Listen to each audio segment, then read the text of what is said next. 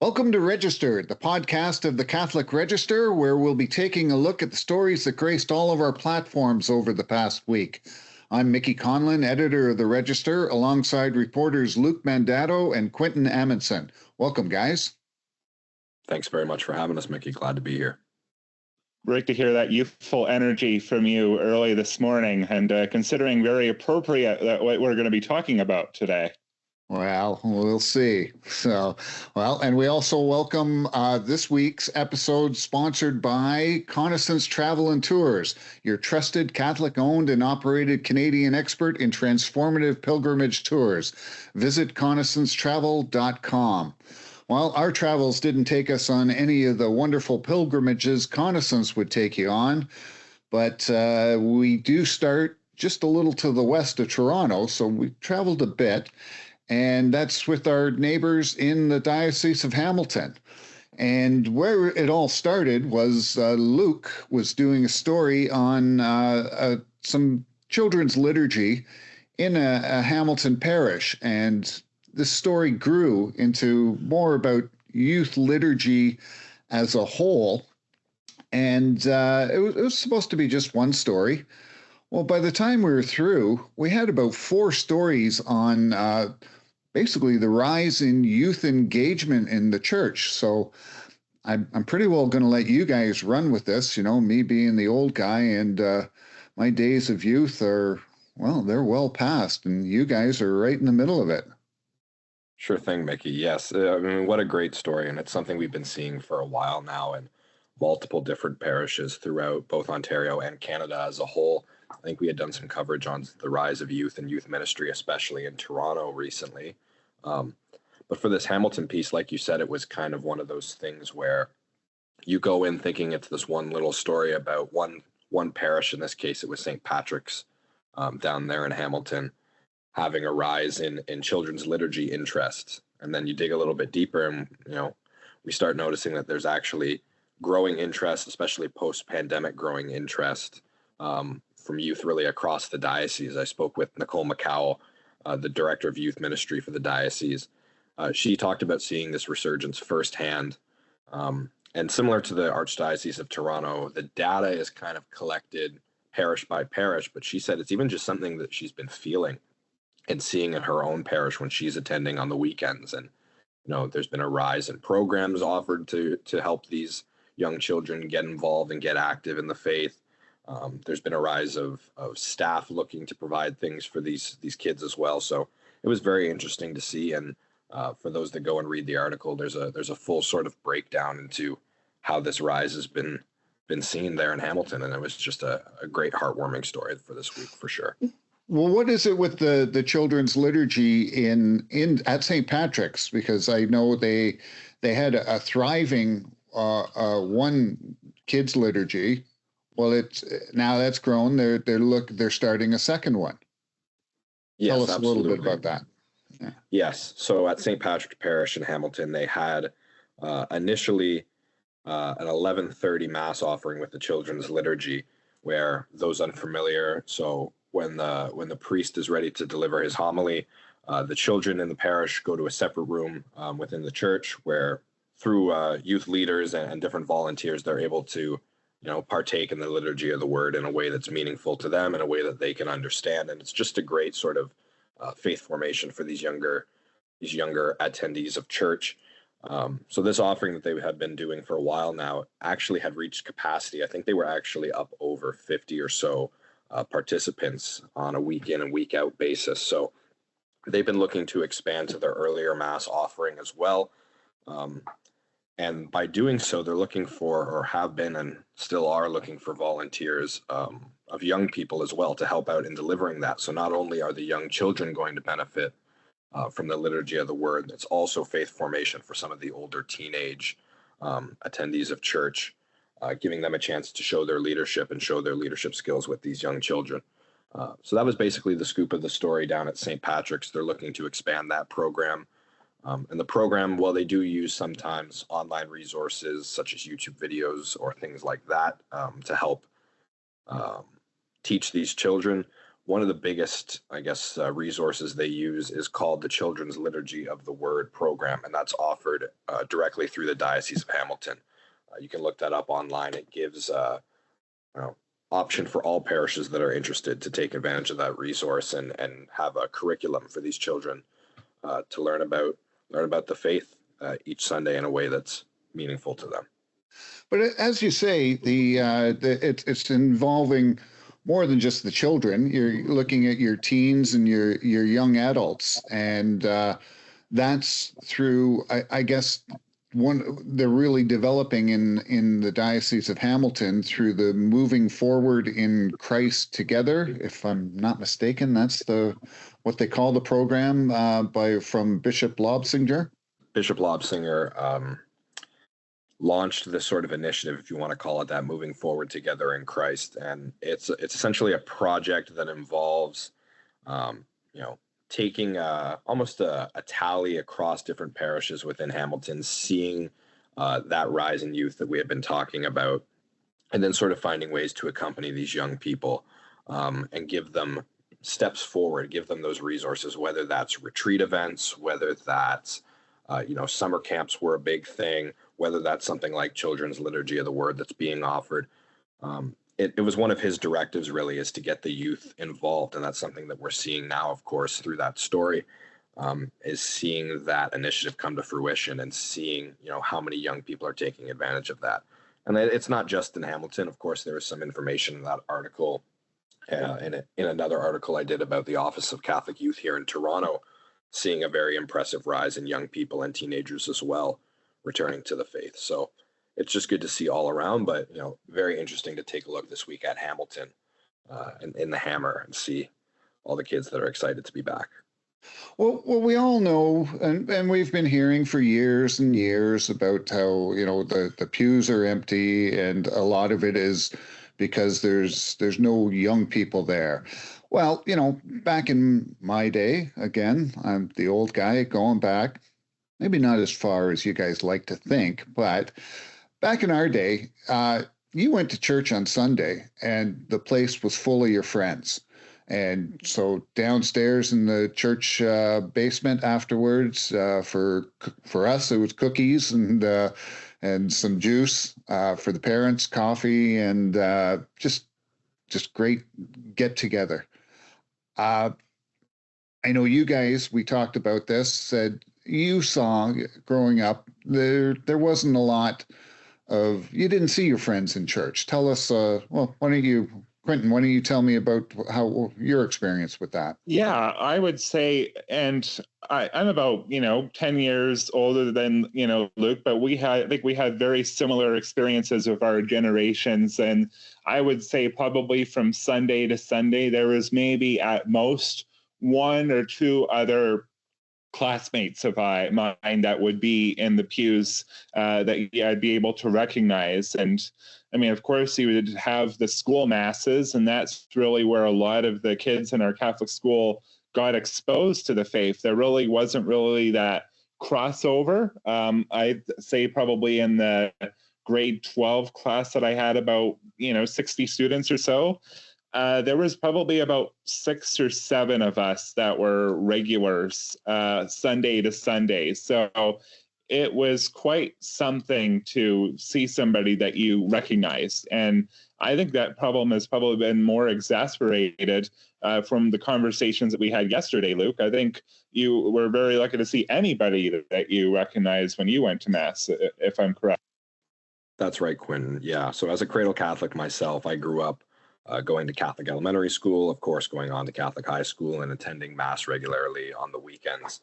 And for me, yes, it's similar to you where, you would see 1 or 2 people maybe when you were in your elementary school age in the parish around you. And of course, sometimes, I'm sure you're familiar with this, you sleep in one Sunday or you're late one Sunday and you go to another parish that's offering a later Mass. And even there, you don't see too many people, even if it's right still in your community. So that was something interesting to me. And I said, I know we were chatting about this yesterday, I'll never forget in elementary school, probably in the later stages, grades 6, 7, or 8, having it come up somehow in conversation with my friends that I attended Mass regularly on Sundays. And it was just this, people couldn't believe it. We were in a Catholic elementary school, but my friends, what? You don't get to sleep in on Sundays? What do you mean you can't hang out, Sunday at 9 or whatever the case was? But that was something that was kind of the norm back in the day. And I say back in the day, not in the way Mickey was saying back in the day, but back in the day as in, I guess, just a few years ago, right?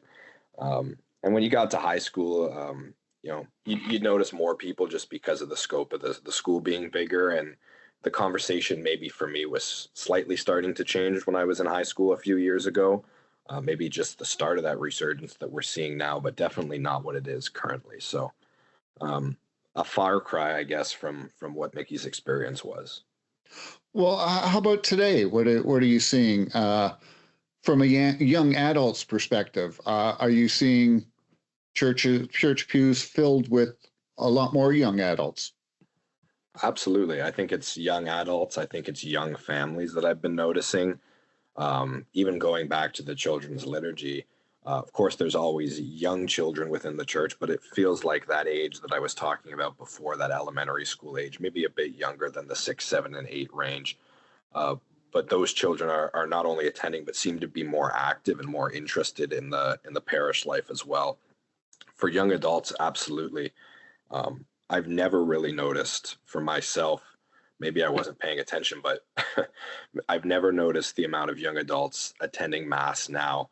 And something also we talked about before is when I was in Mass this past Sunday or a week ago, there were people my age there without their parents, without a boyfriend or a girlfriend or a spouse there, just attending Mass themselves. Looked like they had driven themselves to Mass, attended and stayed, and were active in participating in the Mass, and drove themselves home afterwards.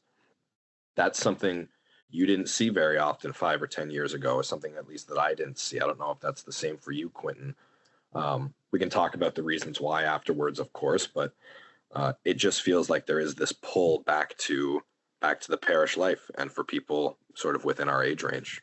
Oh, for sure. I was at the St. Francis Xavier chaplaincy Mass on Sunday, which is really the apostolate that's been set up here in Calgary by the diocese for 18 to 35-year-olds, for young professionals, for students that attend Mount Royal University or the University of Calgary. And it was in the cathedral, the main parish here, the trademark one. And I mean, hundreds of youth were there. I would say 80 to 85% of the people were all in the 18 to 35 range. And then there was a after Mass social, and there was about 60 or 70 youth that went to that. So they're not only coming to Mass, but they're taking the extra time to connect with each other. And they're doing a whole host of intellectual and faith formation activities during the week leading up to it. So they're not leaving their faith to just the chapel, every single Sunday. They are engaging 24 hours a day, 7 days a week, 365 days a year. Yes, and it feels like there's also more opportunities for them. I feel like at the end of the Mass, when we're waiting for the final blessing, that there's all these different, whether it's a fish fry event or a movie night, there's all these things going on that I feel like are attracting sort of that audience. Not to say that that's the main reason that they're there, but I just feel like the parishes themselves are taking notice, and they're doing everything they can, much like Hamilton is with these new offerings, to really nurture that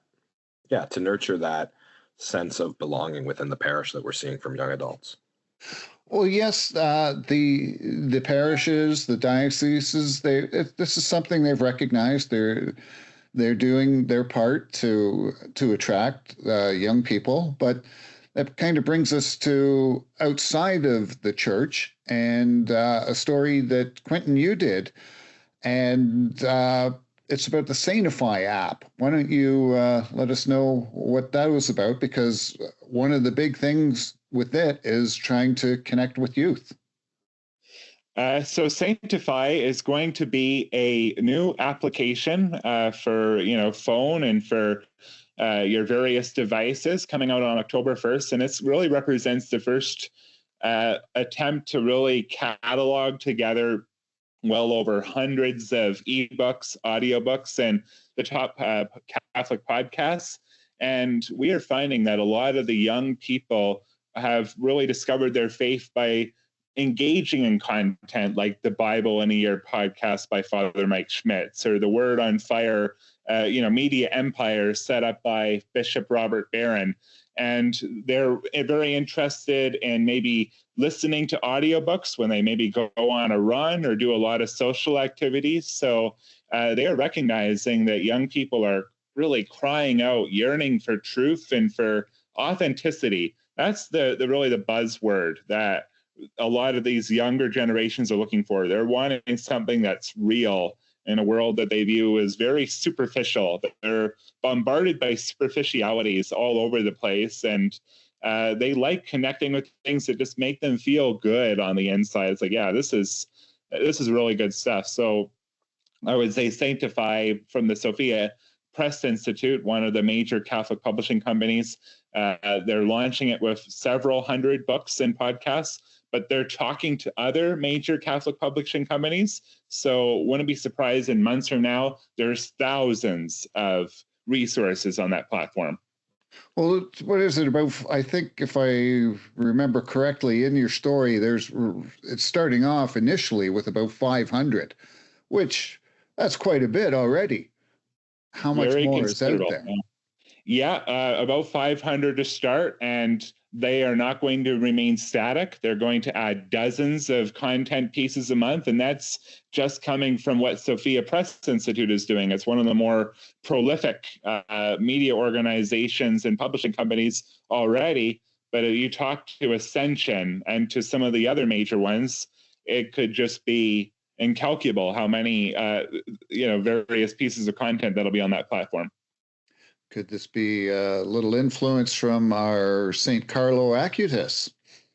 Very much so. I mean, I think that it's one of the lessons that you take out of it is that Carlo Acutis was somebody who met people where that they're at. And I think that people are really recognizing that the online is where the youth and for, older generations to meet too.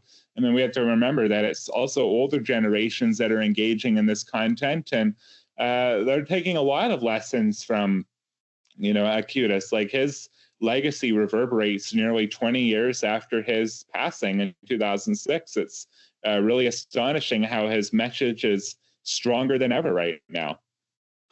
Well, and you mentioned it's the older generations are, they're not, it's not just the young kids you see walking around staring at their phones all the time.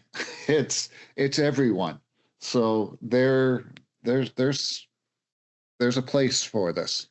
So, well, that also brings us then to coming from out west. So Quinton, I'll have you talk about the Gregory the Great Institute, which has been initiated by Dr. Ryan Topping, who many people would know. How about you give us a little rundown on this new institute? He is definitely a multi-hyphenate because he is an author, he has been an educator, he's a researcher, and he is really a good scholar of the faith. And he is a guy that has a vision to bring about cultural renewal, and it's named after St. Gregory the Great. And of course, Pope Gregory I was a guy that was able to really expand the faith during times of upheaval. And I think that Dr. Ryan Topping recognizes that this is a time of upheaval in Canada and really throughout Western civilization, and that there needs to be an effort to pull closer back to the faith. So in terms of the religious formation programs that this institute's going to start, their efforts to champion research about studying ways to bring Catholic life back into the mainstream, and various other things to just embolden a young generation of men and women. I think it'll be an institute worth watching. And I think one of the key things that he said to me, Dr. Topping, is that he views that secularism is running out of gas. People just see it as not really holding up these values that are just so time-bound and are of the moment. They just don't stack up to the values that have stood the test of time for well over 2,000 years when Christ walked among us. And people want to have a life of purpose and a life of conscience. And I think that this guy, with the partners that he is assembling, I mean, you think of the fact that one of the keynote speakers at their opening event on October 3rd to 4th is Cardinal Thomas Collins. I mean, that's a pretty considerable name to get for your first event. And I think that he's just going to empower so many younger people to think about their faith more deeply and turn Canada a little bit more towards Christ. That's such a great quote, Quinton. Is that something that you have been seeing or feeling as well? This idea that the secularism trend, if you want to call it that, is sort of running out of gas. And I mean, that goes back to our talk about the youth at the start of this show. So I just wanted to hear what you thought about that. Definitely. I think just that we are seeing it every Sunday, like we've been talking about. People are returning to the pews. People are talking more boldly about their faith. I think that people that have various Christian beliefs on maybe college campuses, places that have been typically a little bit more cool towards those beliefs, they're speaking a little bit more boldly. Like, no, I am a conservative, and this is what I believe. I'm a Christian conservative, and I'm not going to be apologetic for that anymore. And people are coming a little bit more forthwith and maybe confessing to their family and friends, like, no, I believe in Jesus Christ, and I am proud about it. And here's why I believe in him, and here's why you should consider believing in him too. You're just hearing more people willing to do it. And I just think, look at the way that people are posting about their faith on social media. Like in the last couple of weeks, I mean, in the aftermath of the Charlie Kirk assassination, one of the things that you're seeing a lot of people on TikTok confessing Jesus Christ loudly and proudly. So that'll be kind of interesting to see what reverberations come out of that. Well, the whole Charlie Kirk thing, I'll tell you, I knew so little about Charlie Kirk until, unfortunately, he was gunned down. But all I have to look at is they filled a football stadium for his memorial. So you've got 60,000 people and the number of youth there that were there. So you can see that this message is reverberating with young people. And, everything is cyclical. The church was way up, and it's gone down, gone back up, down throughout the years. Well, are we about to see that the church will rise again? Not that it's ever went anywhere, but the people the word of God really means something to them.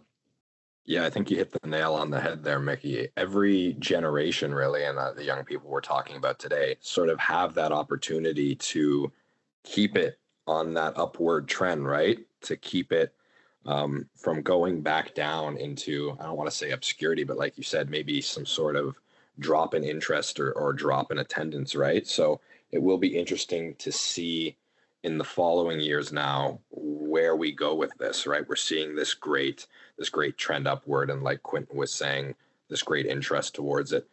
I coach football, and I was at a practice last night, and a kid, I coach 14-year-olds, 13-year-olds, showed up with a T-shirt that said, "I am the way, the truth, and the life," and was dotted with Bible verses all over.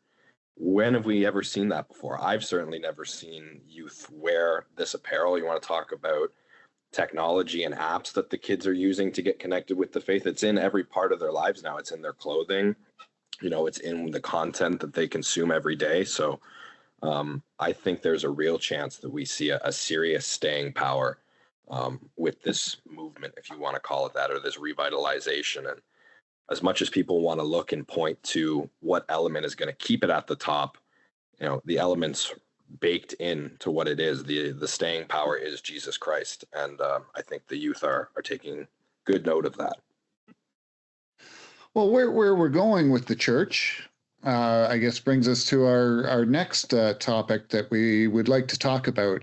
And this is the Canadian bishops. They're meeting in Montreal. It's their annual plenary where they discuss what has happened in the church in the past year and where the bishops' conference is going moving forward. And I know the media has not been at any of these sessions. They started on Monday the 22nd and they wrap up on Friday the 25th.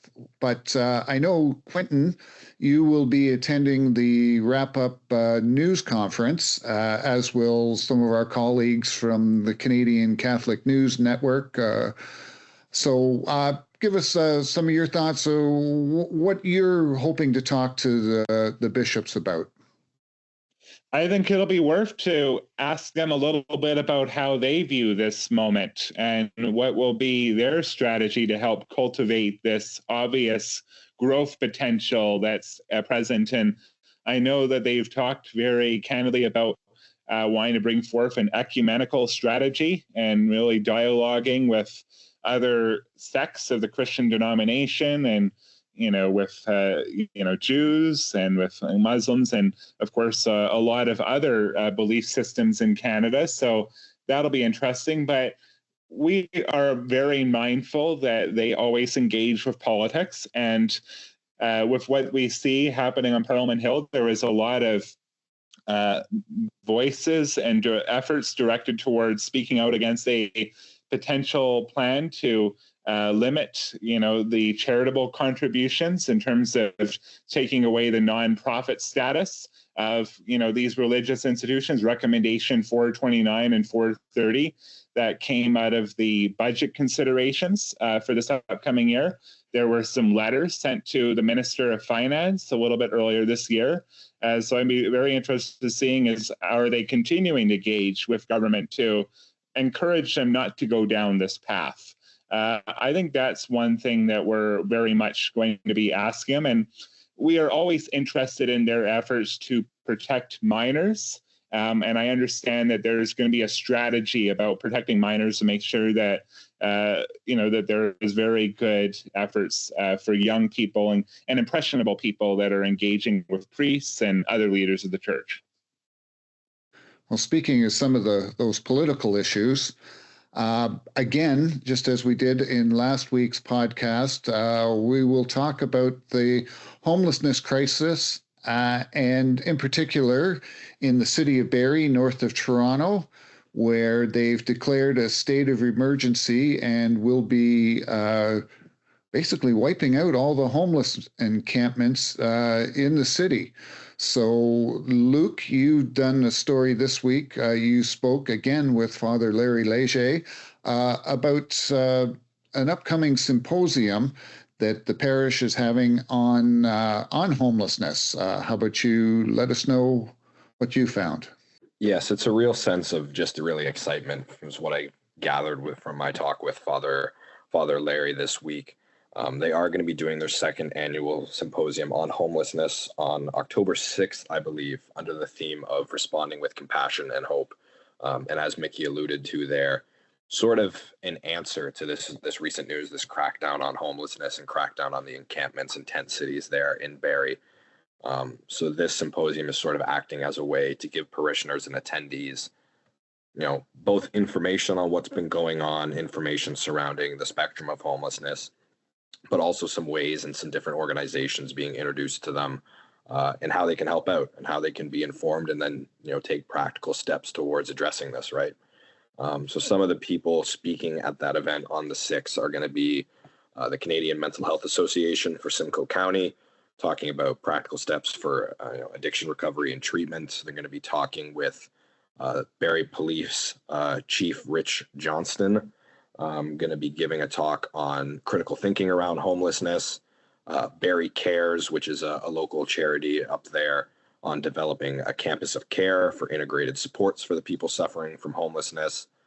They're also looking to have some personal testimonies from people that have been suffering or dealing with homelessness themselves, which is set to be very interesting. A couple other people are going to be speaking at the event. Habitat for Humanity Simcoe is going to be talking about the housing crisis.